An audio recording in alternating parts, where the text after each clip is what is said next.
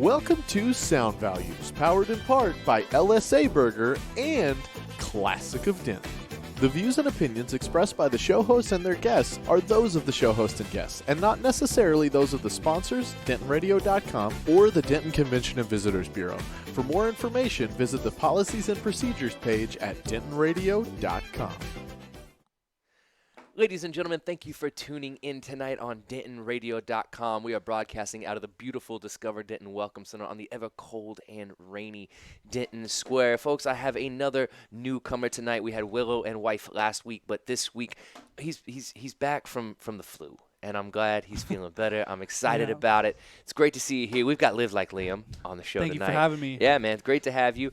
We were kind of talking earlier about mutual friends. You know, we've got Graham. We'll give Graham a shout in case he decides to watch this later. Mr. Gow, it's good to see you. A classic, a favorite of mine. And then Sage Baker as well. So, Sage, if you're out there, he's been on the show a couple times. He was like one of the first rounds of guests I remember having on here.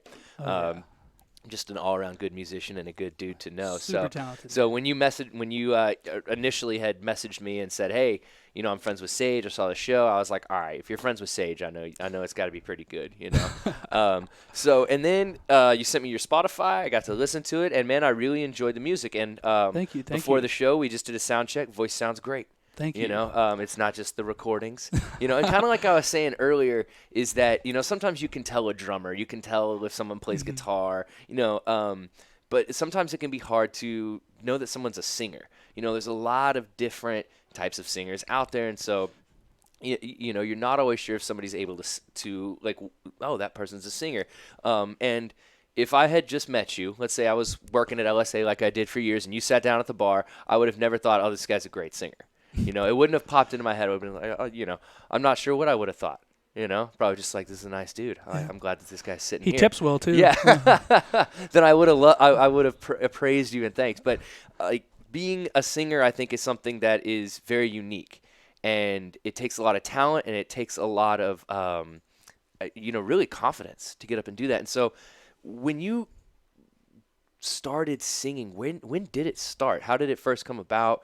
Is this something you've been doing for a long time? Where does it come from? So originally it started when I was younger. My parents would always blast R&B music, whether it's Michael Jackson, The Temptations, just always would have music on. And my dad had an acoustic guitar, and whenever I, you know, learned how to talk and things like that, as I got older, maybe 5 or 6, I started singing to my dad's guitar, and my dad was like, "You're actually really good."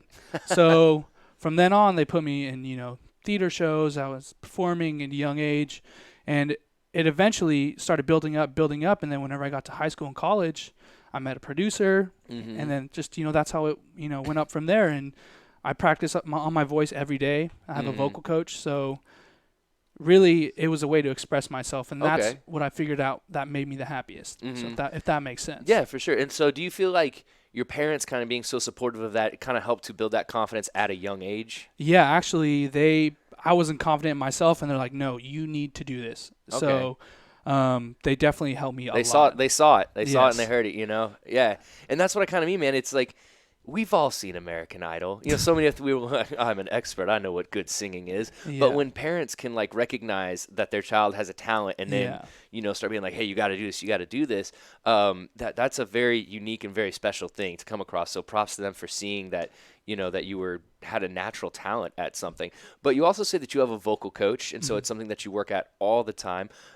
Just today I was watching, like, an old rerun of SNL, and Sam, gorgeous voice. Why can't I remember this guy's last name all of a sudden? Did the song with he's got the high voice. Sam Smith? Thank you. Yeah. Yeah. All of a sudden Sam Hunt popped in my brain. He's a country singer, and I was like, why is that happening right now on the air? I kept saying, I'm going to talk to Liam about this performance right here. And so I wonder if guys like that have, like, voice coaches. But as you were kind of getting older, have you, like, always had a voice coach, or was this something where you kind of figured it out on your own? Yeah, at first I definitely figured it out on my own. I noticed that whenever I would sing, every time I would sing, somebody would be like, "You're actually really good." And then eventually, when I started performing, that's when my parents were just like, "Hey, you need a vocal coach." So it was kind of them that put me onto the vocal coach. And ever since then, that's just what it is. Your voice is a muscle. Yeah. So if you do not practice it, then it's just, slowly deteriorate. But like, it's like when you work out, you don't just all of a sudden go super hard like that. So it's been something where I've worked on it for 10 or 15 years. It's not something that happened overnight. So having a vocal coach for that long helped me develop that confidence to perform. Nice. And help me with, technique. Technique is everything when it comes to singing. Mm-hmm. So it was really for technique and to build my confidence. So that's the main reason. For sure. When was like one of your first, what would you consider, it doesn't have to be like a big performance. What was one of your first like performances, So my first performance was, I was 13 and I think I was 7th or 8th grade. And that was whenever I had a pretty serious vocal coach, and he pretty much said, hey, we have a performance coming up and, we want to hear you sing 2 or 3 songs. So ever since then, or that moment, I felt, I was like, you know what, I'm going to try this. I'm going to go ahead and give it a go. And I ended up loving it. Felt like I was myself and I was able to express myself on stage. So that was my first main performance that I ever really did. Nice. And so for a lot of us, when we're growing up and, when I was 12, 13 years old, like pop punk was where it was at. Oh, yeah. None of those guys had good singing voices, And I remember how upset I was the first time I heard Blink-182 because Tom DeLonge did already not have a good singing voice on the album, but then I heard it live and I was like, that's not what you sound like. You sound exactly the way that you do on your records. And so coming up, what kind of music did you listen to when you were, a teenager, first coming into your teens, but still maintaining kind of the respect of a good vocalist? So like you were saying, I listened to definitely, Blink-182. I listened to Coldplay, Bruno Mars. Obviously, being a pop singer, I listened to Justin Bieber and some other pop, groups. But mainly I really listened to music that spoke to me, that had, deep lyrics, not just, certain things, partying and things like that, but it's speaking to a certain specific group. That's what really spoke to me. So in my music, I wanted to be able to speak to that one person that's going through something that, it'll be okay. So that's really what motivated me, is to really be creative and as well as touch somebody to where they agree with you. And that right there is the main reason why I do music, is because there can be 100,000 people that listen to your music and, 999,000 people don't like it. But that one person that likes it, that means more to me than anything. So, yeah, that connection that you have with somebody. It's a really fun experience when you can do something like that, and is like why the power of the lyricist is so important, and that needs to be wielded correctly, and understood, the kind of power that can come with those words that you can express. And just like you're saying, you can, I can remember so many phases that I went through, like when you're a teenager, you listen to a song that's an angry song, but then you listen to a happy song. And so, and those, you could listen to an entire album and go through all these different emotions and feelings, but by the end of that album, you feel better because you just listened to an hour of somebody connect with you in a way. And so that's really important to be able to do. And I kind of like, I could almost, your song, your music is going to be very poetic. I'm going to try here. Your music is kind of like just when the sun's peeking over, like in the morning, and everything gets a little bit warmer, and then just like you said, everything's going to be okay. I did my best on that one there. You did a great job. Thank you. So once you started getting into high school, were you ever in like choirs, or were you ever in bands, and did you record yourself? What kind of stuff were you doing? So I was in choir. I was also in sports, and I was also in theater. So busy. A busy man. Choir, I was literally the only guy. Okay. There were, 40 people in the choir, and I was the only guy in there. So it was definitely hard to accept that. And a lot of people, gave me, a hard time. Yes, a hard time. That's the best way to put it. Yeah, man. But now all those people are like, oh, wow, Liam, you're actually really good. I'm sorry for being mean to you, So I was in choir. I didn't really record music until probably college. Okay. But definitely was in choir. I performed cover songs. But that was mainly at choir, like a theatrical choir, basically. That's what really started my journey into music, is choir, because my vocal, or the teacher was like, you know what, you're better than most of the people in here. You can sing almost higher than some of the girls in the room. So I'm going to train you classically. And then once I had that classical field, that's when I decided, you know what, I need to be modern. So probably from my sophomore to senior year of high school, I trained my voice through puberty. and basically was like, you know what, if I'm going to take this seriously, I might as well get not just have a teacher, but have a legit vocal coach. Absolutely. So definitely choir was definitely a big push that, motivated me to pursue recording music. Yeah. That makes sense. I'm glad that you were able to push through the cruelness of high school adolescence. Yeah, it was definitely tough. Yeah. I had some buddies who were, like dancers, but it was like the hip hop type stuff. And everybody laughed until they saw like how they actually danced, and then how when you're in high school, a lot of times what matters is how the girls react to the things that you do. Oh yeah. It's adolescence. But then they were like, oh, wait a minute. Everybody just really, really liked that. Yeah. Now we look, and now like I always thought it was cool. I was like, I don't understand how you can rag it. You can't do that. Yeah. Nor can you do anything better than that. Yeah, I can't do a backflip. Like I can't do that. Yeah, and so when I'm just like I said, I'm glad you were able to push through the the immaturity of that high school adolescence. So bravo on you, man. Bravo on you. Thank Yeah, you. exactly. So when you you said modernize, and that's kind of where I would say that your music is, and your range is intense. And so how do you strengthen, or how does a vocal coach in a way? Like if you were going to coach me right now on how to hit a high note, what would you tell me to do, or how to start, So yeah, that's a really good question. So first thing I would do is I would figure out your range. So on a piano, I'll get a piano and I would do these things called scales. And I would see what your pressure point, or not your pressure point, but what your range is to where you start struggling. Okay. So that's how I figured out my range is I would start at the lowest point and where my voice would start to get wiggly. And then I would go all the way to the top to where I struggled. So that's basically the one way to figure out what your range is and things like that. But really scales, I even looked on YouTube at times, like vocal scales and things like that. So really just if you find a good artist, let's say, like Blink-182, or for me, like Bruno Mars. Yeah. He has a higher voice. So if you're easily, you can hit the notes that he sings easily, then okay, I can actually sing that. And then you build on that.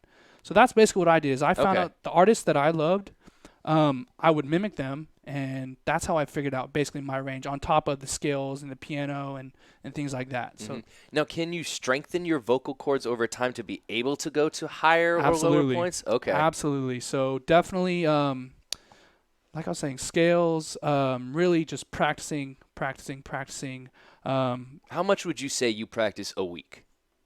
So I practice about 2 hours a day. Okay. So about 14 hours a week. Okay, nice. So actually, that's before my. Some people don't even talk 2 hours a week. Yeah, so that's before my vocal lessons. So I have 2 vocal lessons a week, and they're hour-long lessons. So I say probably 14 to 16 hours a week I really spend on just my voice. Okay, wow. And probably in a studio or recording, I spend about like 4 to 6 hours. Okay, nice. That's a lot of time, man. That is a lot of time. Now, do you talk a lot at work? Like, do you have to talk a lot as an accountant? Okay, so it kind of works out. Yeah, in a so way. so being an accountant, I want to talk about the music, but like, you were like, I'm an accountant, then you sing. I was just, and you do all these different things, man. So the funny thing is, I love my job. The people are great, the company is great, and I basically use the money that I make with this job to invest into music. Okay. So that right there, because being an independent artist, it's very expensive. Yes. Paying for whether it's a beat, whether it's cover art, whether it's copyright issues. It's very expensive. So even the advertisement, a way to marketing, release your stuff, marketing, yeah. Exactly. That's probably the biggest expense for me is marketing. So I would use the money that I make with this job and living at home, obviously, living with my parents, saving up money, and I would save up enough to where okay, I'm gonna budget myself. Being an accountant, I would put aside, let's say I wanted $1,000, right? I can spend $200 into studio time. Another 200 into marketing, 200 into a photographer for cover art, things like that. So the budgeting was the biggest thing for me because when you're with a label, you have somebody to pay for that, things like that. So really saving your money and investing it into something that you can actually help develop yourself, whether it's music, art, sports, whatever it is, business. Invest in you, basically. Investing in you, but you just have to know your needs and wants. Do I need this? Do I need that extra candy? Or do I need that extra pair of shoes? Do I need that? Or do I want that? Yeah. Do I need studio time? Yep. Do I need, photographer? Do I need, certain things? Yeah. So that's really, obviously my dad's a financial advisor, so that's also another reason. So yeah. So my dad was always the type of person, you need to invest in your retirement, even though you're 17. My dad does that to me now. Calls me all the time, worried. Yeah. He's like, you need to invest in a 401k. So I started doing that, and I realized, okay, I can put money into that. Why can't I save my own money and start investing in myself? And that's when I noticed that my voice started to get better and better, is that I noticed I started not only investing in, work, but I invested in myself. And that right there built my confidence. Nice. And helped me move to that next level of, being a professional singer, if that makes sense. So through so much of your life, man, it sounds, like you started singing at a very young age and you continued it and you continued training your vocals and everything. And so, we talked about our way through high school. And so once you got to college, did you go to school at UNT? Yeah. So actually, I went to community college. Just to save some money. It's a good choice. Financial advisor for a dad. So I went to Collin College, and very cheap, and I decided to transfer to UNT, and I went here for 3 years. And obviously UNT is definitely it's a music school. It's known for its music. That people all around the world to come in and orchestra, vocals, a lot of things, and really being in a place where you're able to express yourself without being judged or, looked at is definitely great for the confidence.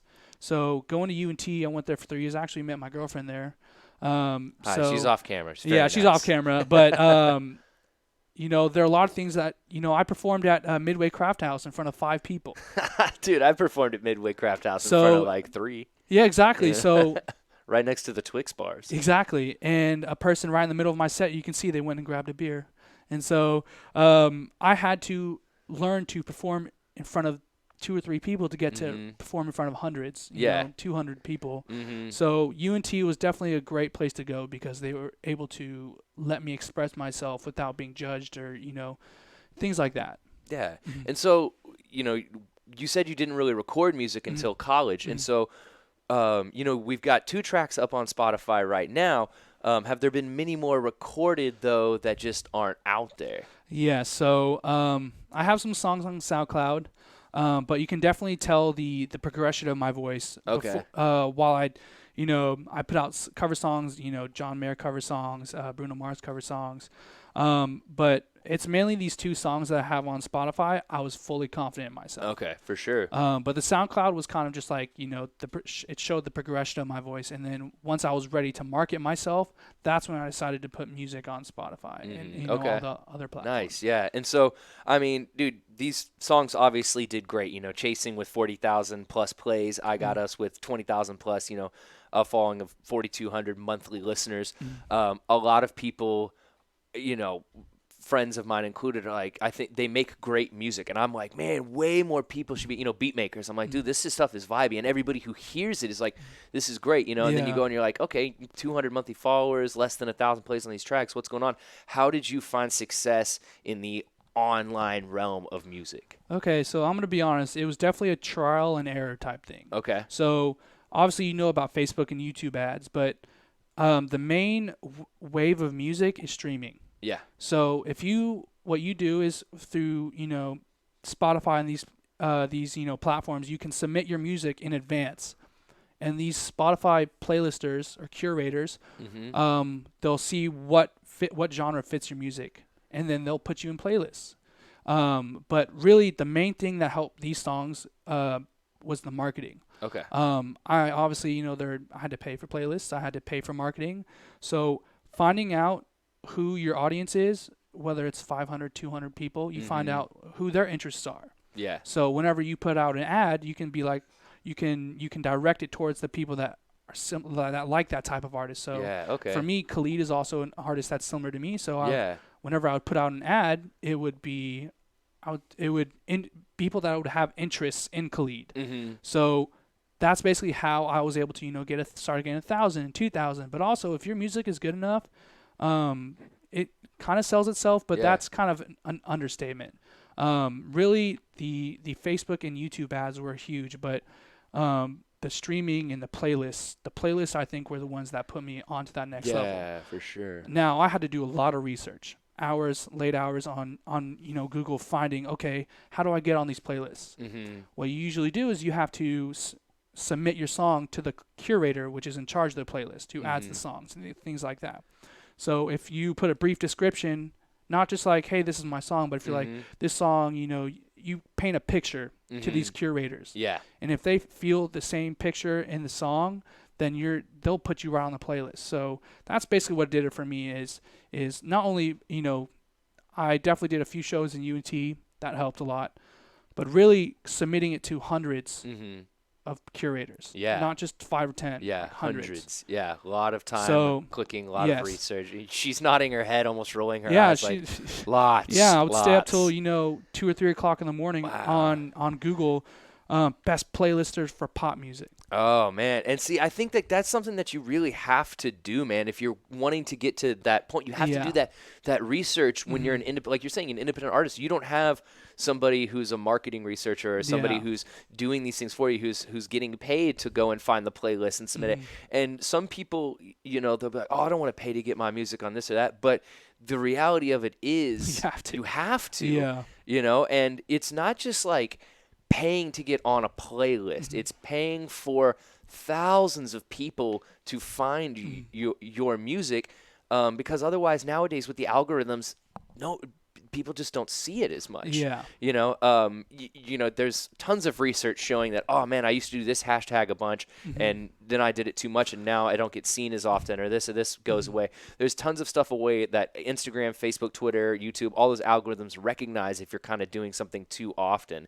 So, and then you won't be seen as much. So that's what I found too, man. When I started doing my research, I was like, okay, I need to get a DistroKid account. Okay, cool. Then I need to pay this much so that I can actually submit to these playlists, and be able to do that. And I was like, all right, cool. Well, that's if I got to pay $30 for the year or whatever it is, that's what I'm going to, that's what we're going to do. And then submit, and then finding places, and then knowing how to label your music correctly so that the curator gets it, That's definitely something that I had to learn is, there are people that will promise you, hey, for $50, I'll get you 10,000 listens.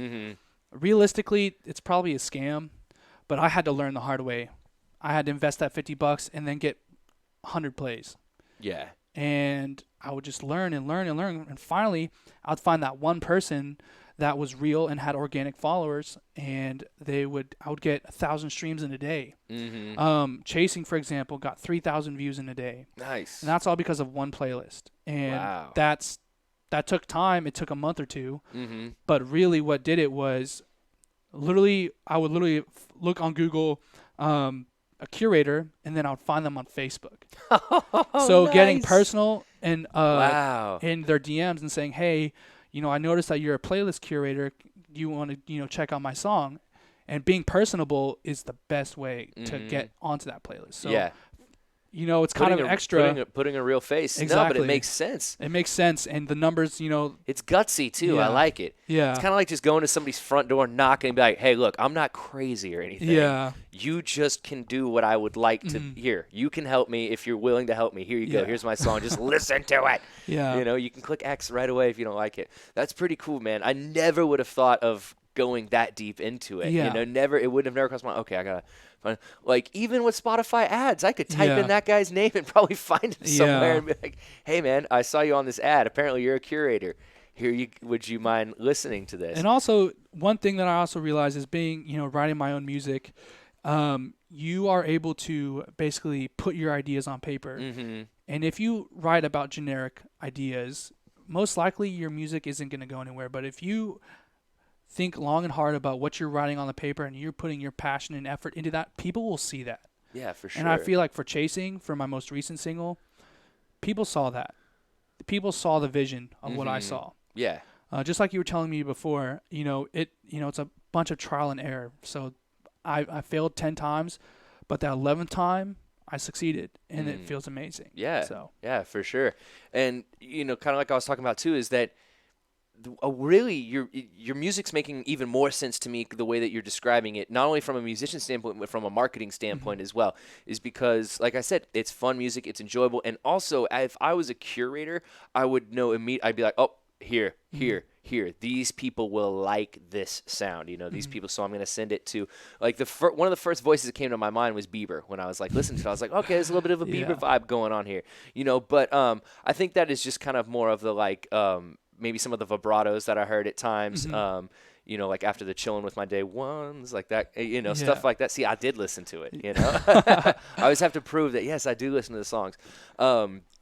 And so that's awesome, man, to hear about the marketing and just hear how it all works, including, like you said, the music can sell itself. You could pay all the money in the world. If the music was terrible, I don't know, it was just like a duck quack, it's not going to go very far. But because your music is genuine and because you have an audience to target, I feel like I feel like you've done a very good job with that, man. Just the way that you described it, too, is very methodical, very, very, very, very well done, man.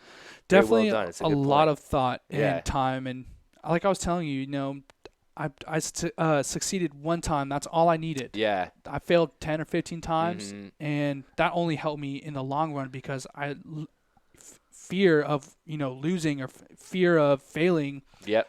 Once you learn to fail, then you'll succeed. And that's something that I had to learn is people would laugh at my music. Oh, whatever. Yep. It's basic. Just keep on going. Yeah. And literally now, the other day, I had a friend who made fun of me for it and was like, I'm so sorry I made fun of you. Now I see why you put in all those long hours and long nights. That's great. And, things like that really push me to be better. And you can always learn, too. I had a buddy who I haven't seen in like 3 years surprise me this weekend at a show. Just pulls up, and he's with his wife, and we were playing outside, and this fun little like barbecue and brisket and beets, and actually a ton of people came out. We couldn't believe it, but it is what it is. You put the effort into it. And my buddy came pulling up, and he came and he was chilling with me, and I was playing my set, and he's like, man, I'm really liking this music. And I was like, it's all me. And he was like, oh my God, you're so much better now than all those years back. He was like, I'm really glad we didn't discourage you, So it's great whenever you can kind of get that, like, those words of affirmation from somebody, especially if it's a friend or somebody that, that for a long gave time. you a little bit of a hard time, but at the same time, they still want you to succeed and do believe. And, they're like, all right, he'll if I give him like my buddy Jared, if Jared didn't give me a hard time, I never, ever, none of it ever would have worked. If he hadn't been like, hey, man, every single track sounds the same. I feel like you use that as motivation, though, right? Oh, absolutely, dude. You got to use that doubt as motivation, or those, the harsh criticisms, but it's real criticism. Yeah. And I go back now and I'm like, okay, yeah, it's way better now. But you have a new single that you're getting ready to come out with. We've got Tequila and Lime.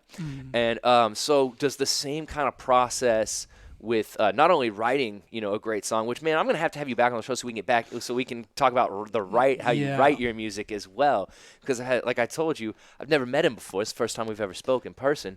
And so I have so many questions. And I'm like, okay, we're not going to have enough time to get through it all. But Tequila and Lime's coming up. And, I hadn't actually heard the song until, I heard the beat, but we're in here. And let's kind of talk about that song real quick before we do an awesome live performance, man. Yeah. So where did the ideas for it come from, Okay, so I want to give a shout out to my producer. His name's Playful Ryan. Very creative.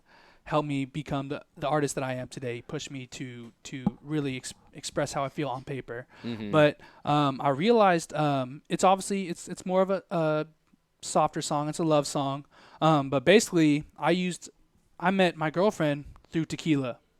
So whenever I decided I'm going to write a love song, I used, that experience, and literally it wrote itself. I wrote the song in maybe an hour. Nice. So I used the experience that with my girlfriend that I just wrote it on paper, and really, obviously it took an hour, and obviously there were some revisions, but really, I don't know, like the process of writing just as naturally came to me just because of the hundreds of songs that I've written that don't have any melodies, but it's just trial and error, like I was telling you. But Tequila and Lime, it just came from a certain experience, and because of that, it connected with me so well. I was able to write a song. Nice. And did you write it before the beat or to the track? To the track. Okay, and so how does that kind of work between you and your producer? Okay, so basically what we'll do is like I'm a Justin Bieber fan or a Khalid fan, I would type in on YouTube Justin Bieber type beat. Mm-hmm. And what we'd do is we'd find the beat, and then if I like it, then I'd be like, okay. And then what I would do is I would write to that beat, and then we would come up with a melody, not similar to that, but we would use that as like kind of like a, how do I say it, like a blueprint. In a way, yeah. So we would find the YouTube beat, and then gave you a BPM more so. Exactly. Yeah. It was mainly for BPM and for melodic patterns. Yeah, cool. And that's basically how it happened. So once we realized, okay, that's the perfect key, we didn't necessarily copy the melody, but we would copy the key. Mm-hmm. Yeah. So once we found the key, then we were able to come up with, on a keyboard, a certain melody. Yeah, because the key is expressing the emotion. So, yeah. Mm-hmm. So, and then I realized, I'm like, this song sounds a little bit jazzy into it. Let me include some hip-hop drums in there. Okay, nice. So my producer put in some hip-hop drums in there, and it just connected so well. And what I do whenever I write a song is if I can't see myself performing it, then it's not good enough. Okay. That's just me being critical on myself. Yeah. So whenever I wrote the song, I literally imagined myself performing this. Nice. So definitely that's like one of the main steps for me is if I can see myself performing it, then I can doing it live. Yeah. Exactly. Okay, that's a good call. That's kind of a good place to like put yourself in that mindset. Is like, if this is gonna feel good live, if I have the confidence to do it live, I've got the confidence to just put it out no matter what. So yeah, and I like that. Definitely took me a while to record. That's just because being a singer, it takes a lot of time and effort and precision. Mm-hmm. Just because I'm at the level to where every song gets better and better. Yeah. So I'm critical on myself, but at the same time, I have to do better and better every time. For That's sure. just my I like mentality. your methodical ways, man.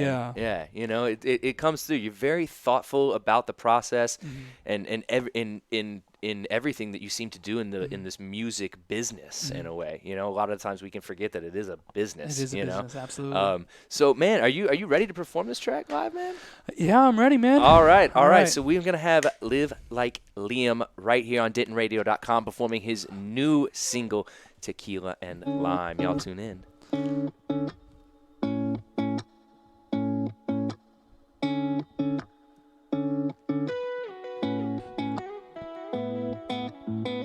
Loving you seems so easy, no matter the time or the place. But now I've got you by my side. You're the only woman I need in my life. Getting ready for the night, looking good in the moonlight. We got something special. There's something in the air tonight, sipping on tequila and lime. The future looks so bright. Listen, feeling like I'm always on a mission. Yeah, baby, you're the only one I'm missing. Through thick and thin, we are together, rain or shine, you shine forever. Our love, my treasure, my treasure. Getting ready for the night, looking good in the moonlight. We got something special. There's something in the air tonight, sipping on tequila and lime. The future looks so bright. Whoa, yeah. Whoa, yeah, baby. Whoa, yeah. Whoa, yeah, baby. Getting ready for the night, looking good in the moonlight. We got something special. There's something in the air tonight, sipping on tequila and lime.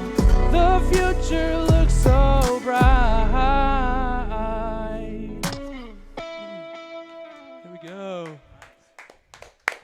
Nice. Awesome, Now, awesome. I'm going to have to bust my friend Lee's chops real quick, who decided to send a video to the group chat on my phone where we were playing the music from, which caused the beep and the dip.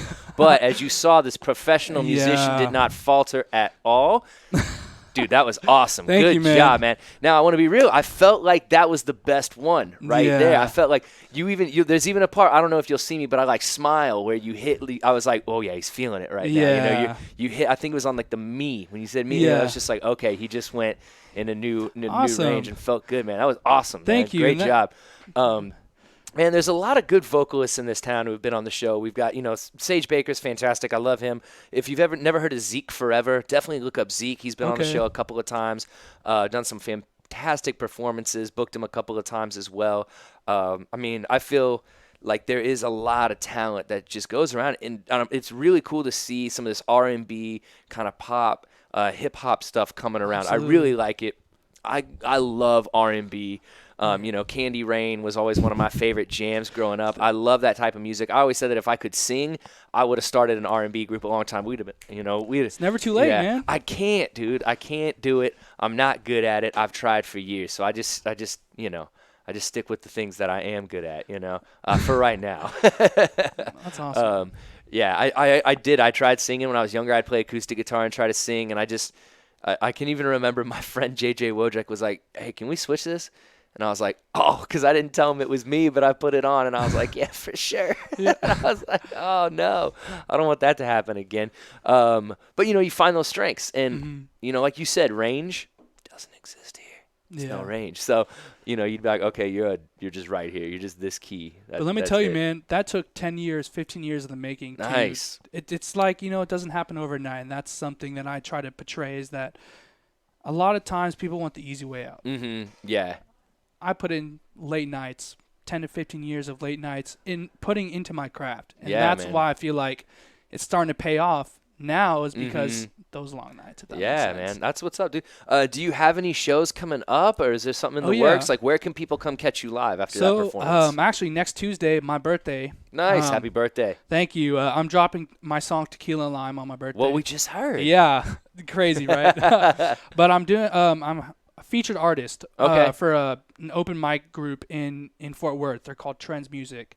My good buddy's there, and I'm doing a 30-minute set. Nice. It's at a bar called Ampersand Bar. Okay. It's on West 7th Street. Okay, nice. I know exactly where West 7th is. So it's a coffee bar on top of a real bar. So if you're like, you know what, I need some caffeine, go get some coffee. Yeah, and then go upstairs for some music and booze. So I'm going to perform 5 songs there. Obviously this song.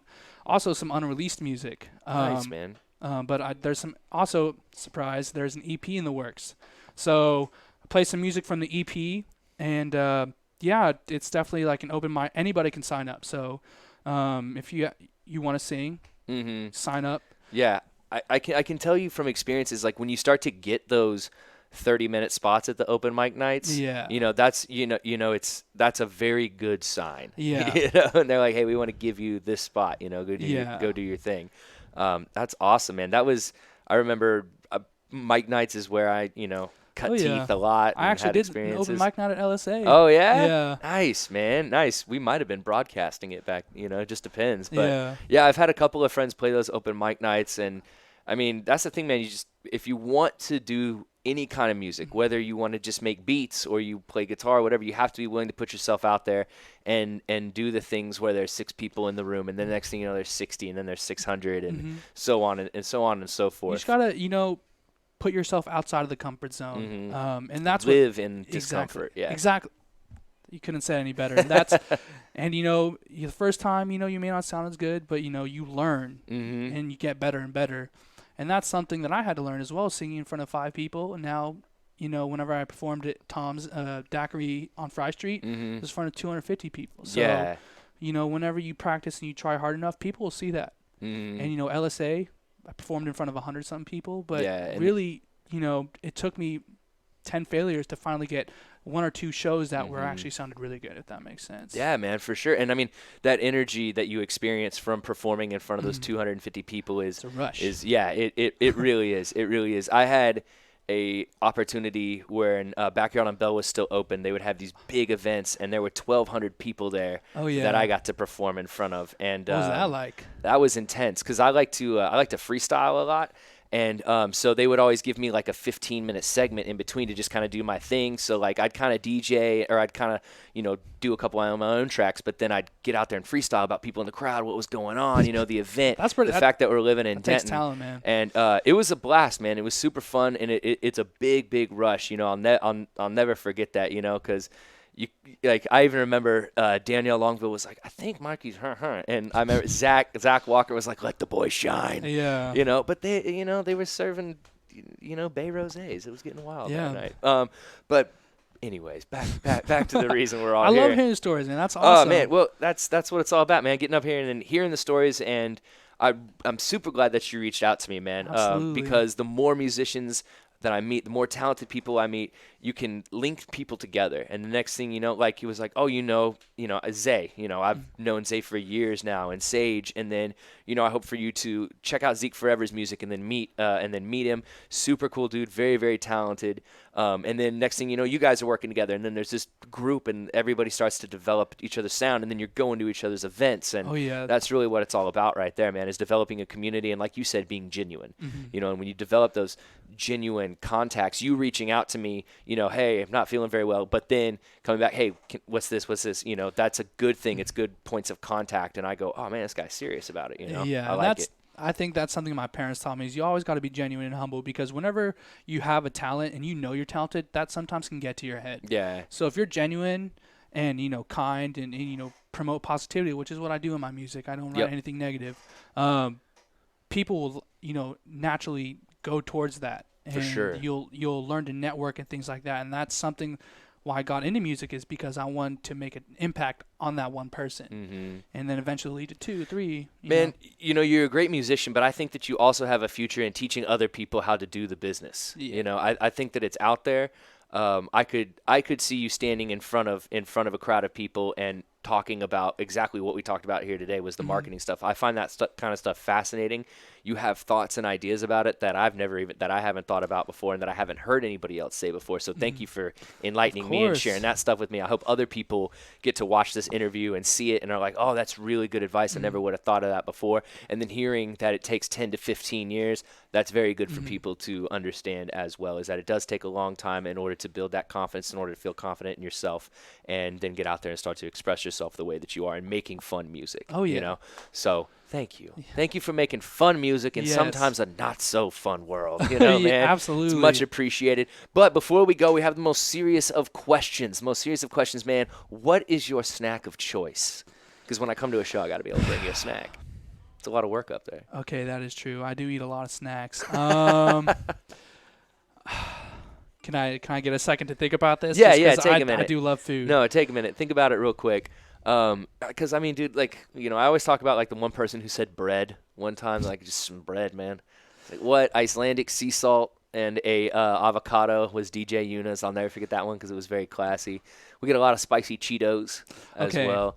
That's my girlfriend's favorite snack. Honestly, mine, I do love Takis. I eat a lot of those. Ooh. Oh, yeah. I can handle the heat. There you go. I love a spicy snack. Yeah. But definitely, hot Cheetos and Takis are my go-to. There you go. I shouldn't eat as much as I should have, but it is what it is. You only live once, right? Enjoy some Takis and some hot Cheetos. Yeah. Man, it's been so good having you on the show tonight, yes, man. Pleasure sir. to meet you. Fantastic. Good luck on the release coming out on your birthday. Absolutely. Also going to be playing as well. You said, when was that going down in Fort Worth? Next Tuesday. Next Tuesday. So 1 week from today. That's what's up. Once again, folks, I'm chilling with Live Like Liam. Make sure you guys go follow him on Spotify. Listen to his new single when it's released called Tequila and Lime. Make sure you scroll back just a little bit to hear that live performance. And up next week, who do I have? Yes, the Mason Adams Project. He's going to be on next week. And make sure y'all stay tuned for Ellie Bell and the Denton Vibe right here on DentonRadio.com. We'll see y'all next week. Peace. Well, thank you for tuning in. We hope you enjoyed the show. We want to thank our partners and sponsors who made this show possible. And now stick around for a word from all of us here at Discover Denton. Do you love live music? If so, make Denton, Texas your next vacation. Find more information at discoverdenton.com.